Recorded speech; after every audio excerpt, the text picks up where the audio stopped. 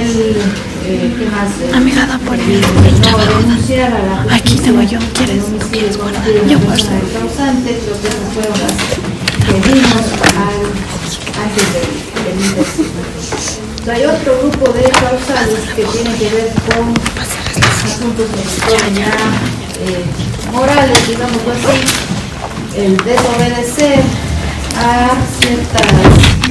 ciertos mandatos del causante, a incumplir ciertos pedidos que ha realizado el causante y que podrían constituir también en una causa de inviolabilidad, ¿no? Que representa sobre todo el desobedecer, llamándolo así entre comillas, desobedecer las intenciones del causante o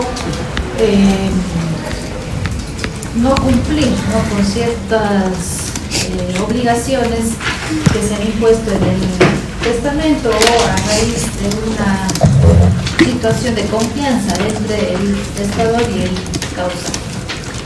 También puede presentarse situaciones que dan lugar a la indignidad cuando se actúa con fuerza o con dolo, ¿no? Entonces, lo que no vimos en las causales anteriores, estaba también a continuación ya el haber obrado utilizando la fuerza o el dolo para que otorgue el testamento, para que haga alguna disposición testamentaria, realice alguna disposición en favor de quien utilice sus mecanismos, y podría dar lugar a la indignidad para suceder, ¿no?, la fuerza o el dolo para obligarle a testar, o también podría ser utilizada para impedir que lo haga, ¿no?, la fuerza o el dolo. Impedir que lo haga, ¿por qué? Porque seguramente esa persona que utilice estos mecanismos va a tener un interés que opere la sucesión intestada. Si alguien llega a otorgar testamento, sabe que en el testamento no le va a considerar, que no le va a llamar a ninguna asignación, que no le va a dejar nada en el testamento, entonces no le conviene. Seguramente le conviene que opere la sucesión intestada, porque está tal vez en el segundo orden, en el tercer orden, va a ser llamado en los órdenes de la sucesión intestada y podría, ¿no?, también entonces tener esa intención de impedir que el testador pueda otorgar el testamento o pueda asignar ciertas disposiciones, señalar ciertos beneficios y no contemplarle al que utilice estos mecanismos. Entonces el interés para impedir testar, o bien para que otorgue el testamento, le obliga, le intimida, ¿no es cierto?, le presiona la fuerza. Acuérdense que la fuerza es este vicio de la voluntad en este caso. No podemos hablar de vicios del consentimiento. Aquí no hay vicio del consentimiento, porque no hay consentimiento en el testamento. Siempre hay voluntad. La voluntad se expresa de manera unilateral en el testamento. No puede haber vicio del consentimiento jamás, sino vicios de la voluntad. La fuerza es este vicio que consiste en esta presión, que es una presión moral, psicológica, una coacción, amenazas, para que pueda obtener el testamento, otorgue el testamento y se beneficie de una disposición. Podría ser también una fuerza física, recuerden que la fuerza puede ser también fuerza física utilizando ya violencia, mecanismos de violencia, y que le impiden o le obliga a una persona a otorgar testamento. La moral, la psicológica, a veces puede ser más difícil de probar. Obviamente, ¿cómo probamos, no?, que se utilizó la fuerza para otorgar el testamento? Tuvo una amenaza, tuvo coacciones, como ya la sucesión se abre y el causante muere, no hay tal vez tanta facilidad para probar esa circunstancia. Y por esa razón, ¿no?, cuando se utiliza la fuerza como un mecanismo para obligar a alguien a otorgar el testamento, la ley establece que el testamento es nulo, ¿no? Hay nulidad de todo el instrumento, todito, por más que haya una infinidad de cláusulas testamentarias, ¿no?, por más que haya 50 cláusulas, todo queda sin efecto, ¿no? ¿no? Ahí me mueve todo el instrumento. Porque hay dificultad de probar. ¿Cómo sé yo que la 1 no estaba viciada por la fuerza y la 5 sí? Y de la 5 a la 8, y de la 8 a la 10, ¿no? Entonces hay mucha dificultad en probar hasta dónde se utilizó la fuerza, esa fuerza, esa amenaza, y hasta dónde no. Por eso la ley establece como efecto, ¿no? De la fuerza como un vicio de la voluntad, la nulidad de la totalidad del instrumento. Todo bien. En cambio, cuando hay, por ejemplo, un error, ¿no? Aquí no es error, obviamente, causa divinidad, sino equivocación. Pero si hay un error, por ejemplo, en la cláusula 1, es esa la que queda sin efecto. No hay problema, esa es la que no se va a ejecutar. O si es que hay dolo, probamos que hubo dolo en la disposición número 4, es esa la que va a quedar sin efecto, la disposición 4. Probando el servicio de la voluntad, ¿no? Hay dolo en todo el instrumento va a ser también nulo, ¿no? Pero si hay esa diferencia, ¿no? Entre los vicios que pueden afectar la voluntad y la ver cada uno, ¿no? El error, la fuerza y el dolo. En el caso del error puede quedar sin efecto una o varias cláusulas fundamentales. En el caso del dolo también, probando cuál es la cláusula afectada. Pero cuando hay fuerza, fuera del vicio, todito queda sin lugar, ¿no? Ahí es el testamento nulo en su totalidad y tendría que aplicarse el regla de la sucesión intestada, ¿no? Ya como que no hubo testamento, ¿no? El testamento es disposición de bienes. ¿También se agrega el error ahí? Aquí no. Solo les decía para diferenciar el error. Como Aquí no se causa da de eso. divinidad, no. Porque el error es una equivocación, nada más del testador. Él se equivocó, decía, por ejemplo, dejo me asigna que tengo un buen aseo y no ha tenido 100, ¿no es cierto? Ya ha vendido en vida, no hay haciendo. Entonces, ese error no es causa obviamente para una indignidad porque se debería de causar la disposición.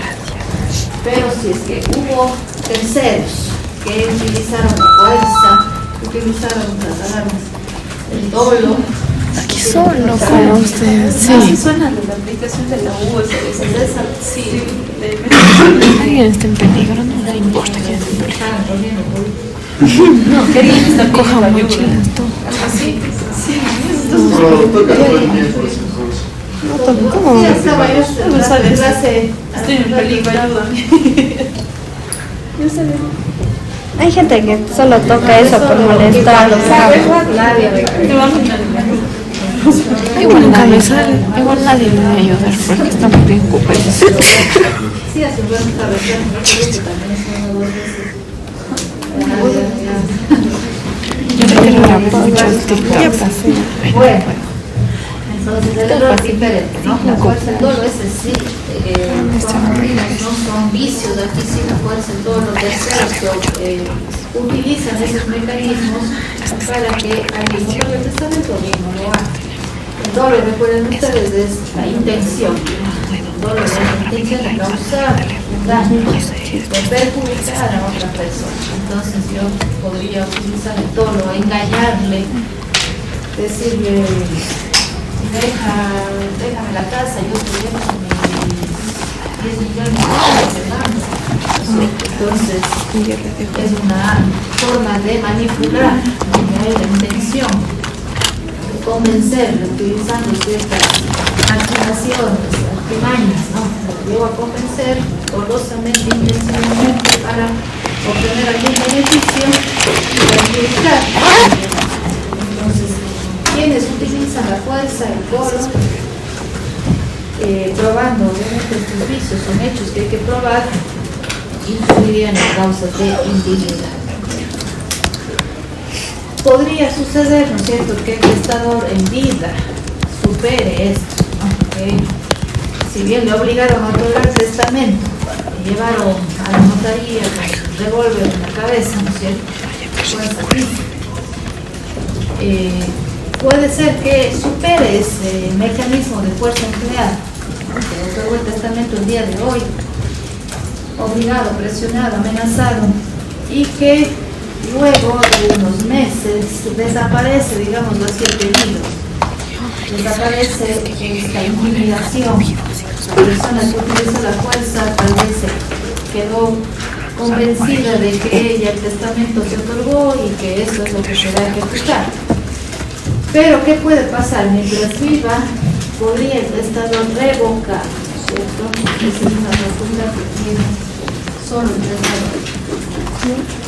Podría revocar el testamento y se superó esos mecanismos de la fuerza. Hace tiempo, ya no hay peligro, ya pasan las amenazas, ya no hay temor, ¿no? De verse poder expuesto, ¿no? Mal que es irreparable, grave, porque es un peligro de la fuerza, y por lo tanto podría dar lugar a que pueda revocar el testamento en cualquier momento. Mientras viva puede revocar el testamento, puede otorgar otro, no hay límite, puede otorgar el testamento que quiera, revocando los anteriores. Siempre va a ser el último el que vaya a tener la validez, va a ser eficaz el último testamento. Puede haber fuerza dolo para otorgar el testamento, para impedir el testar.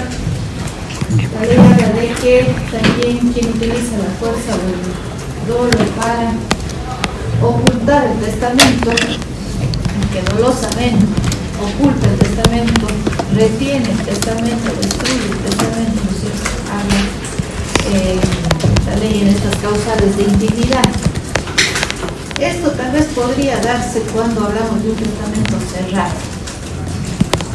Podría ser, porque un testamento abierto en el que una persona acude a la notaría, declara la voluntad en la notaría, el notario primero le cuenta, llego a los testigos y ahí otorgo el testamento, declaro la voluntad. Ese es un testamento abierto, ¿no? En el que yo hago conocer mi voluntad al notario, a los testigos, a las personas que están presenciando el otorgamiento del testamento. Yo declaro públicamente la voluntad, por eso se llama testamento abierto o público. Conoce el notario y los testigos lo que yo estoy manifestando, cuál es mi declaración de voluntad.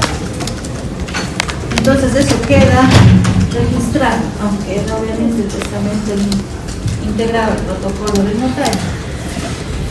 Pero si es que ocurre, por ejemplo, que una persona otorga un testamento cerrado, entonces ahí ya la voluntad se desconoce. Y lo que hace el testador es llegar a la notaría con un sobre, a ver, atiéndame atrás, llega a la notaría llevando un sobre en el que se dice: señor notario, aquí está, en este sobre cerrado, sellado, aquí está un testamento, ¿no? Tiene que escribir la palabra testamento en el sobre y manifestar de viva voz, dice la ley, ¿no? Que ahí está un testamento en el sobre que muestra al notario en presencia de testigos, ¿no? Siempre los testigos tienen que estar presentes en el otorgamiento del testamento. Bien, un testamento abierto o cerrado, tienen que presenciar que el testador ha mostrado un sobre y ha dicho que en ese sobre hay un testamento. Los testigos corroboran eso. Y en ese caso, ¿no es cierto?, el contenido es secreto. Por eso el testamento cerrado se llama testamento secreto, cerrado o mixto. No se sabe el contenido. Y lo que hace el notario nada más es levantar un acta señalando que el testador se ha presentado ante él con los testigos en tal día, hora, fecha, ¿no es cierto?, que se ha constatado que en el sobre que entrega hay un testamento, que la persona es idónea, no es una persona que no esté en su sano juicio y que por lo tanto hay este testamento, ¿no?, que ha sido otorgado conforme a la ley. Levanta un acta, deja sentar el acta y el testamento podría quedar en manos del testador o de unos terceros que se elija, o el guardarlo donde prefiera, pero el acta queda a notaría, ¿no? Ese registro integra el protocolo donde se indica que se otorgó un testamento en tales circunstancias. El testamento puede llevarse el mismo testamento. Entonces ahí tal vez podría dar lugar, ¿no?, a que la persona, un tercero, pueda tener acceso al testamento, lo oculte, lo destruya, lo pueda alterar tal vez, ¿no es cierto?, en algún momento, y eso ya tendrá que ventilarse posteriormente vía judicial, una vez abierta la sucesión. Cuando se presume, ¿no es cierto?, que ha habido una alteración al testamento que se otorgó de manera secreta, o sea. Entonces ahí podría configurarse esto, ¿no?, el que dolosamente ha ocultado o retenido el testamento, porque el testamento abierto difícilmente va a poder estar en esta situación, pero tal vez un testamento que tiene el poder de terceros o manos del mismo testador, y los herederos llegan a tener conocimiento, acceso y no lo presentan, lo ocultan, lo destruyen, etc. Ahí sí, ya eso acarrea otras consecuencias judiciales. Estas son, por ejemplo, otras causas de indignidad que utiliza la fuerza, el dolo para este tipo de propósitos. Pero en el caso de este último, o sea, en el acta solo se da constancia que ha dicho, pero no es la constancia, ¿no? Porque esto es secreto, eso se abre, pues ojalá lleguemos a hacer, los compañeros de otro grupo, vamos a ver si tratamos en esta parte de nuestro aprovechamiento hacer los trabajos justo de las clases de testamento, a ver si igual lo hacemos, pero veamos cómo vamos con el tiempo. Pero ese testamento cerrado tiene un trámite para la apertura. Ese testamento, el sobre cerrado, tiene que abrirse, hay un trámite notarial, está en la ley notarial el trámite, entonces se presenta la solicitud ante el notario para que el notario señale, ¿no?, día, hora, a que concurran las personas para la apertura del testamento, y que en ese caso puede quedar en la ley también, ¿no?, sería tal vez lo más óptimo, para que lo pueda abrir y se dé a conocer el contenido del testamento. Ahí podría presentarse en ese trámite la oposición, es decir, ese testamento está alterado, el sobre ha sido tal vez abierto, está de nuevo sellado, no está en las condiciones en las que se presentó, etcétera, por eso hay testigos, ¿no? Y por eso podría presentarse la oposición, que ya se ventilará vía judicial, ¿no? El trámite de la apertura del testamento cerrado tiene sobre todo esa finalidad, verificar que el sobre no ha sido alterado.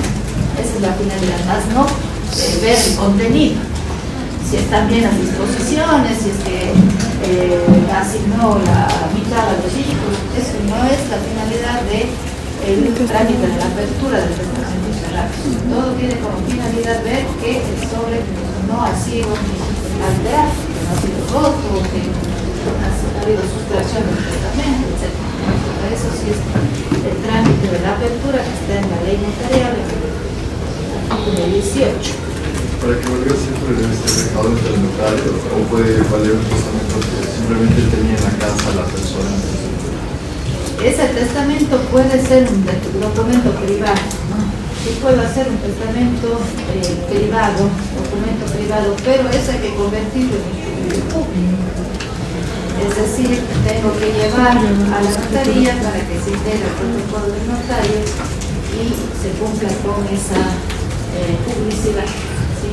Entonces, prácticamente la exigencia sí es de que en algún momento llegue a convertirse en un documento público. Lo puedo hacer privadamente, lo puedo hacer ahora el testamento, ¿no es cierto? El documento privado, ahí se piden 5 testigos, pero hay un trámite posterior que cumplir para que termine el otorgamiento del testamento. Es decir, llevar a la notaría ese documento para que se integre el protocolo.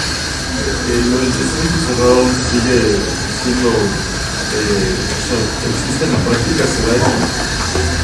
Claro que no hay, digamos, los índices han subido, si hay más personas que en la actualidad otorgan testamentos, sobre todo el abierto, con más frecuencia se otorga, pero también si hay casos de otorgamiento de testamentos cerrados, porque la persona que no se conozca, secreto, ¿no? Quiere que se sepa sus posiciones.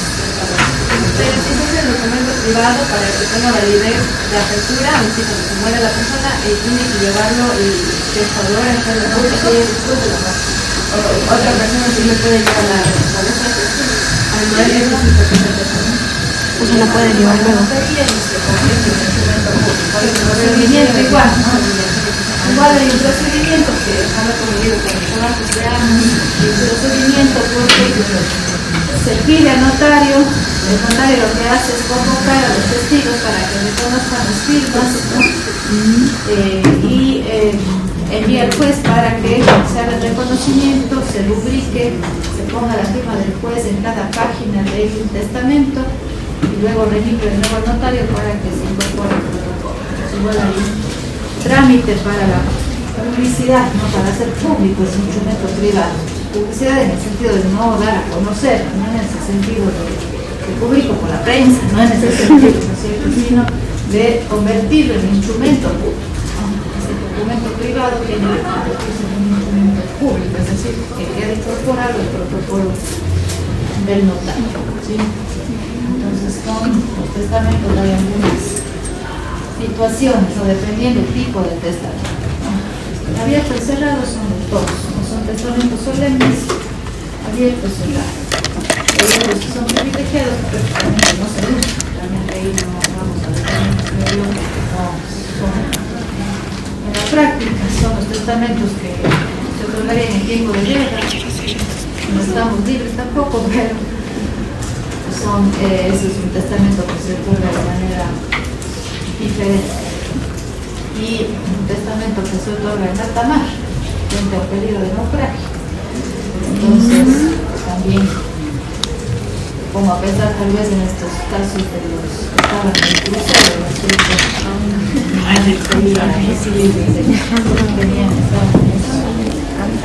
entonces, posiblemente el peligro de muerte,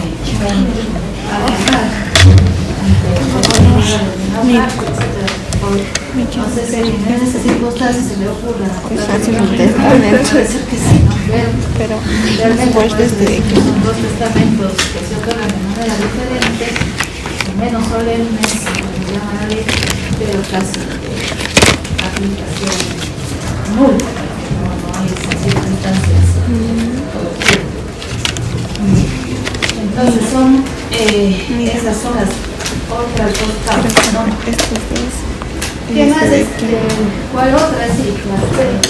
El repaso del acta, o sea, por ejemplo, que no se tiene que contar quién llega a la noche del testamento. O sea, por ejemplo, ya se que hay testamento. No, entonces efectivamente queda constancia, ¿no?, del otorgamiento del testamento. De quién es el testador, sus nombres completos, el nombre de los testigos, el domicilio de los testigos, esos datos. ¿Sí? Y por eso es algo que se puede tener, porque obviamente hay testigos, por eso la importancia de que el testamento siempre se otorgue antes la presencia de testigos. Ellos podrían comparecer para la eventualidad que se requiere. Sí. ¿Y si fueran los testigos junto al testador? Sí, Como ver. la situación, ¿no es cierto? Se murieron toditos. Sí, bueno, hay una autoridad pública, por más que muera el notario, habrá un sucesor, ¿no es cierto? Habrá un funcionario que asuma el cargo del notario de la misma notaría. ¿Sí? Tenemos por ahí por lo menos esa constancia, porque por eso es un instrumento público, ¿no? Porque el notario, por más que el notario también muera, entonces ahí ya quien ocupa el cargo del notario tendrá que tiene el protocolo, ¿no? Tiene su cargo, su registro y verá las circunstancias a veces de la del testamento. Y habrá que nombrar tal vez a personas, dice la ley, cuando no hay testigos, personas fidedignas, es decir, personas idóneas, honestas, que tendrían la fe del instrumento, salvo que, ¿no es cierto?, haya la posibilidad, como dice la compañera, y tendría que aplicarse las reglas de la sucesión intestada, no quedaría otra, sino posibilidad de ejecutar el testamento. pero la ley se habla de ausencia de testigo, ¿no? Porque no hay posibilidad de que uno de ellos comparezca, puede ser que otro reconozca la firma del que no está, si uno ya murió, puede ser que otro de los testigos reconozca la firma del que no está, o tal vez, ¿no? Por persona de orden de la persona ya es imposible. Entonces de ejecutarlo quedaría sin efecto, incluso para que se aplique la regla de la sucesión. Bien, entonces son dos causas adicionales de intimidad. Hay otras más en la intimidad. Creo que es 1013. Doctora, ¿estas son penales, estas dos? Estas son más civiles. Hay que probar los vicios de la voluntad. Son más civiles sobre temas civiles. Que podría también desencadenar en algún tema penal, si por ejemplo una estafa, por ahí una situación de salud, un dolo para fuerzas son temas civiles. Bien. Las siguientes, ahí a continuación estamos 1010, 1011, son las que están a continuación del 1010. Entonces también se establece que hay causa de indignidad cuando no se ha nombrado tutor o curador para el incapaz. Sí, la ley habla de que no podrá o es indigno de suceder al impune. Aquí esta palabrita es importante porque a veces se confunden con es indigno de suceder el impune. No, él no es el indigno, sino es indigno de sucederle al impune, al incapaz, no impune.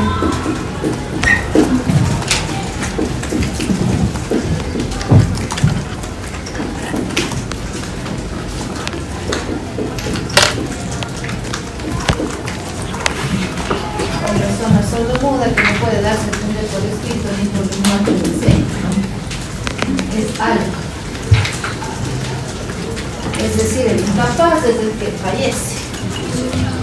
El impune fallece, la persona con demencia, el sordomudo que no puede darse a entender por escrito ni por lenguaje de señas. Que fallece la persona. Al incapaz, ¿no? ¿Quién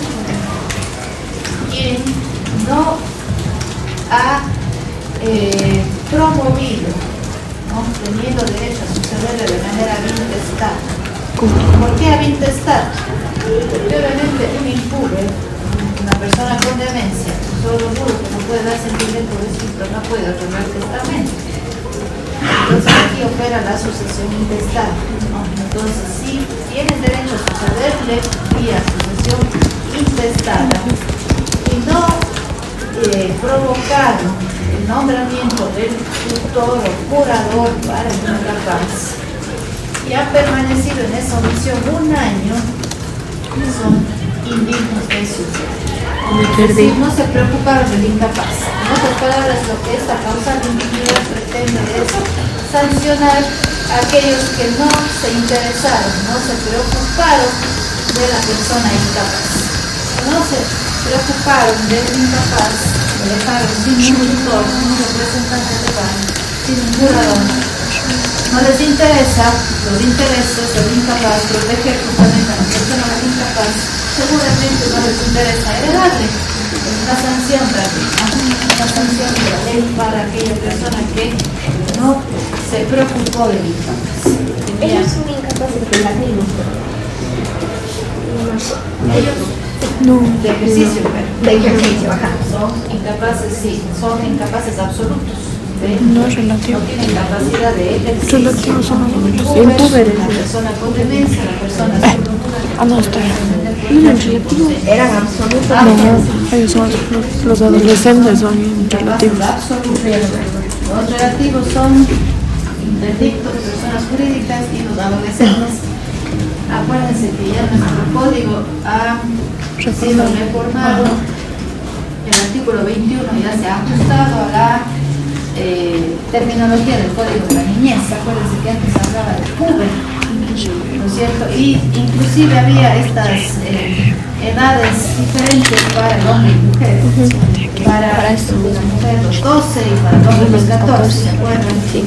Eso ya se ha eliminado, se ha cambiado para afectar a la que está regulado en el Código de la Niñez, y el Código de la Niñez dice son niños hasta los 12. ¿Sabes que ahora estudio así? Y desde los 12 hasta desde los 18 adolescentes. Entonces son los adolescentes, los incapaces relativos, ya no jóvenes como antes llamaba la ley, cumplidos los 12, 14. Ya no hay esa distinción de edades. Entonces, jóvenes, adolescentes a los 12. Interdictos también son incapaces relativos, ¿no? Interdicto por habilidad consuetudinaria, por ejemplo, por toxicomanía, por disipación, aquellos que malgastan, que juegan, apuestan. Ahora las apuestas están de moda. Pues apuesto mi cara. Pero son los que se dedican a jugar, ¿no es cierto? Habitualmente, es un vicio, ¿no es cierto? Apuestan y se quedan a veces en la calle, entonces puede provocar el juicio de intervención por ese malgastar, ¿no es cierto? El patrimonio, sobre todo la interdicción mira a cuidar los temas patrimoniales, ¿no?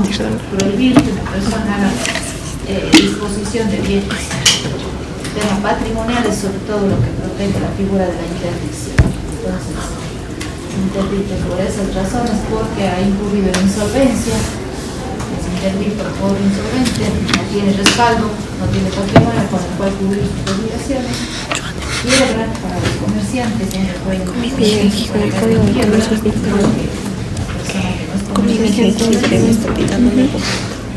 la pena privativa de la libertad también acarrea la interdicción, entonces el que ha sido privado de la libertad es incapaz relativa, acarrea la interdicción y se dura la condena. Y la persona jurídica no son los incapaces relativos para que se acuerden no hay conclusión.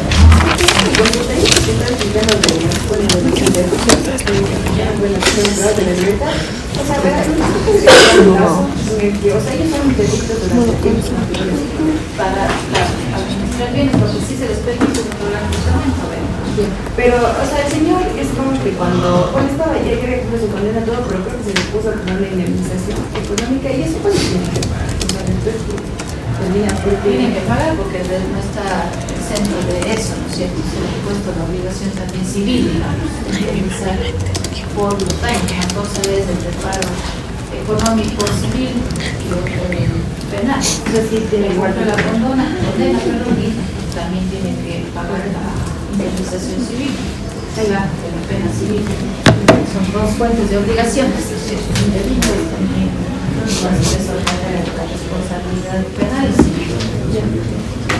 Pero si podría, por ejemplo, el privado de la libertad otorgar el testamento, eso sí puede, a pesar de que es un incapaz relativo, sí puede hacerlo. La ley, inclusive en los primeros artículos del Código Civil Penal, que puede disponer de sus bienes a través del testamento, porque eso va a tener efecto cuando muera. No está haciendo disposición de bienes de vida, no podría hacerlo.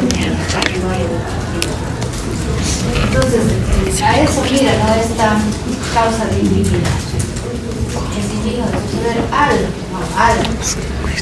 incapaz, quienes no han promovido el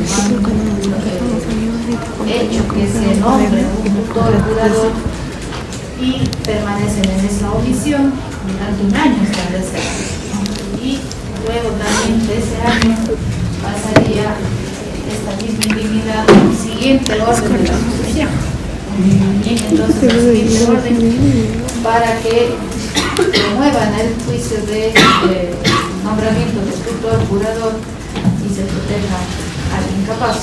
Quienes no lo hicieron, entonces incurren también en causa de indignidad. Si es que ya se nombra, desaparece la causa. Cuando eran niñas, desaparecería la causa de indignidad. Pero sobre todo, como digo, mira esto a proteger al incapaz. Hay personas que tienen esa obligación, siendo ascendiente, descendiente, siendo hermano, siendo quienes podría sucederle a mi testado, siendo parientes cercanos, no les interesa, le dejan el abuelo que sabe que necesita un representante legal y no le nombra un tutor. Entonces, obviamente, se vuelve indigno porque no le interesó la situación de mis padres. Otra situación parecida a la igual, pero también podría darse, ¿no? El que siendo nombrado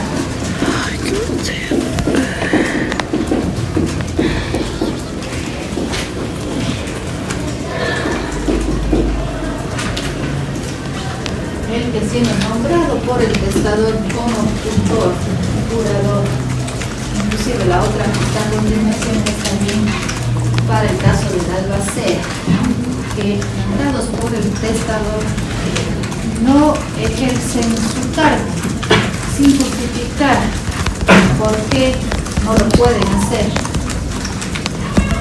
Acuérdense que el nombramiento del tutor, del curador, puede hacerse vía testamentaria. No sé si ustedes revisaron el origen de la cultura del tercer protociclo, el libro primero. Todo el libro primero está el trámite para nombramiento de tutores, curadores, seguramente lo estudiaron en el libro primero. Entonces, puede ser el tutor, el curador nombrado por el juez, la grafita, donde el nombre del juez, una legal, donde están señalados en la ley, que son los tutores curadores, y puede ser también una de la testamentaria, es decir, que el origen en el testamento.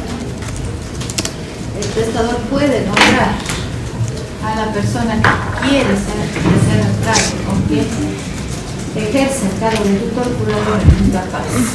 Entonces, si esa persona nombrada por el testador en el testamento no quiere asumir esa obligación, son cargos de confianza, ¿no?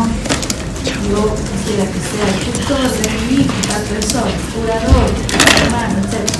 Cargos de confianza, no se designa cualquier persona, se designa justamente porque se entiende, son personas que el testador considera de alguna manera tiene cierta aprecio, confianza, entonces nombra curador, tutor, y si no justifica alguna causa grave para impedir asumir ese cargo, entonces se lo vería indigno de suceder. Es también como que no les interesa esa confianza que el testador ha depositado en ellos, seguramente no les interesará tampoco suceder. Entonces, también se vuelven indignos, por eso los causales están en este grupo, es obedecer a la voluntad del causante, no cumple con esos cargos de confianza que él ha establecido. Lo mismo pasa con el albacea, es un cargo de confianza, el albacea es el ejecutor testamentario, son ejecutores testamentarios, ese es el cargo del albacea, es el encargado de cumplir, de hacer que se ejecuten las disposiciones que están en el testamento. Entonces el albacea también es una persona de confianza. Yo sé que mi nombro albacea a mi sobrino porque él es la persona que va a hacer cumplir lo que dice en el testamento. Él va a estar pendiente de que se cumpla mi voluntad, de que se ejecute lo que yo he dicho en el testamento.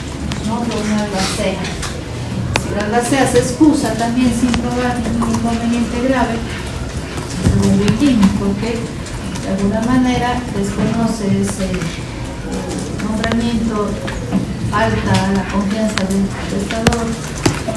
Si no prueba realmente inconveniente grave, tal vez alguna enfermedad, no está en el país, tuvo alguna situación que le provocó una incapacidad, etc. Entonces, probando una causa que justifique, no hay problema. Pero si es que simplemente no le da la gana, digamos, no quiere asumir el cargo de tutor, curador de la albacea, también es causa de indignidad porque está faltando la confianza depositada por el causante. Y finalmente, creo que es la última de las causas partir del 10 es quien promete hacer pasar los bienes a un incapaz.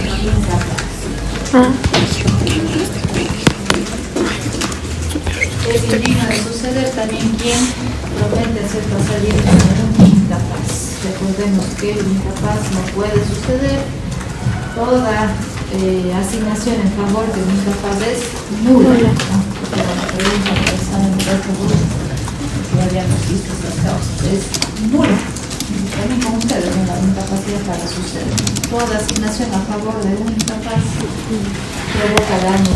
Yo no puedo hacer valer de alguien para que haga pasar bienes a un incapaz, y eso se cumple, se puede disminuir suceder.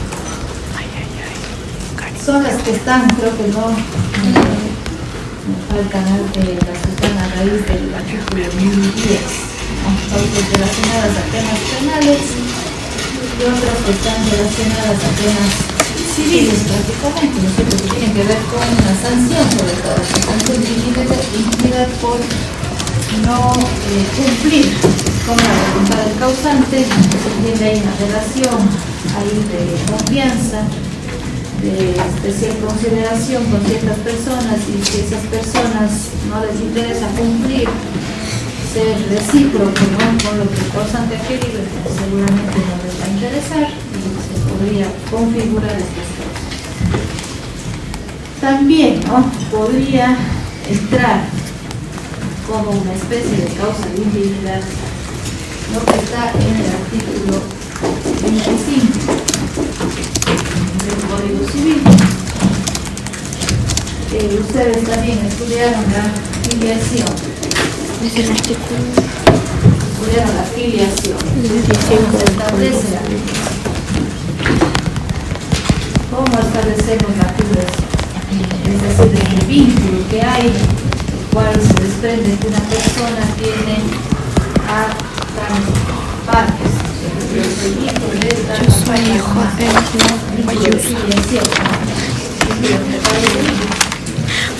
¿Cómo se establece este vínculo de filiación? ¿De qué manera? Por consanguinidad, por afinidad. Eso es parentesco. Eso es parentesco. No se confunden. El parentesco obviamente está relacionado, pero de la filiación, si es que yo he nacido, ¿no es cierto?, dentro de un matrimonio, entonces soy hijo, tengo a mis padres, hay un grado de parentesco, por consanguinidad.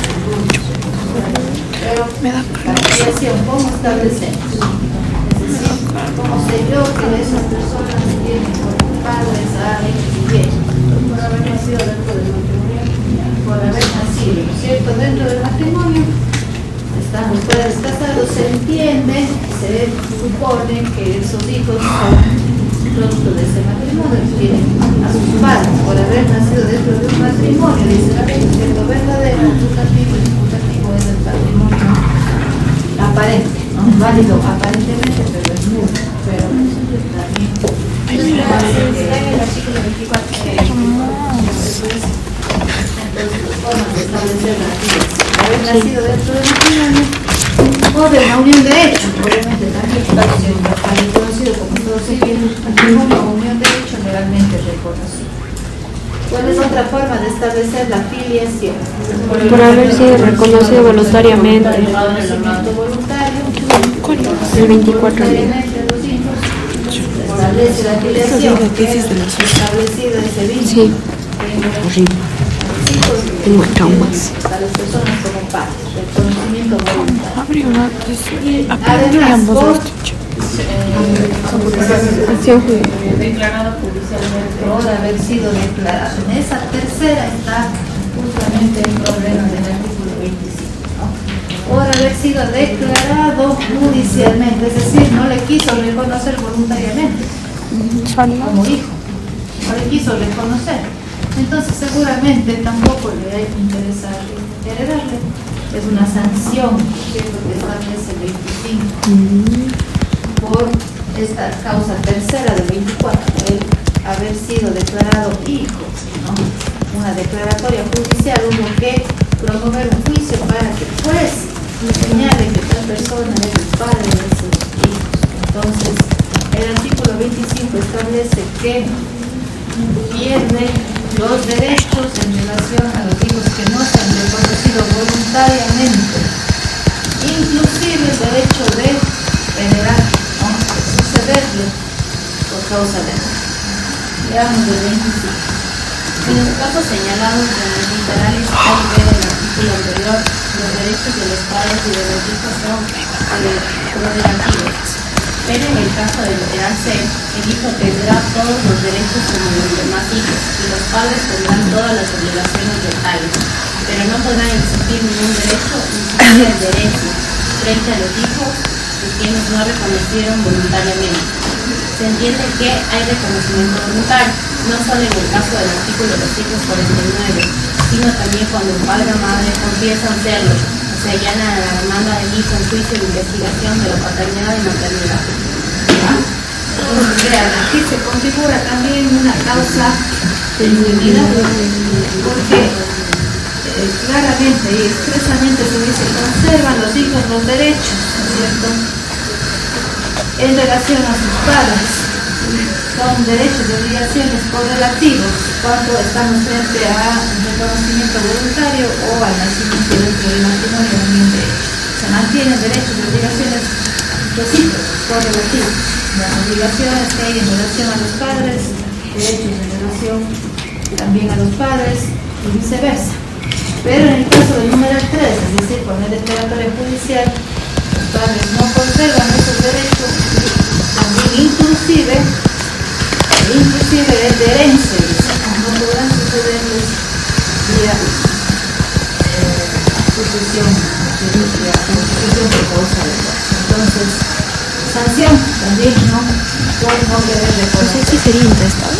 El reconocimiento voluntario, que habla el 49 es privado por escritura pública, por el acta de registro civil, hacer el reconocimiento, ¿no?, en ese momento mismo, o allanarse la demanda. Ustedes sí conocen esa expresión. Sí. Sí, el aceptar, allanarse la demanda, aceptar los derechos de los cuales me acusan. Entonces, me allano, es decir, acepto.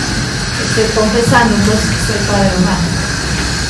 Pero si es que ya hay declaratoria judicial, entonces ya no se mantienen esos derechos, porque obviamente hay una sanción, no ha querido voluntariamente reconocer. Bien, entonces son esas las causas de ambigüedad expresamente.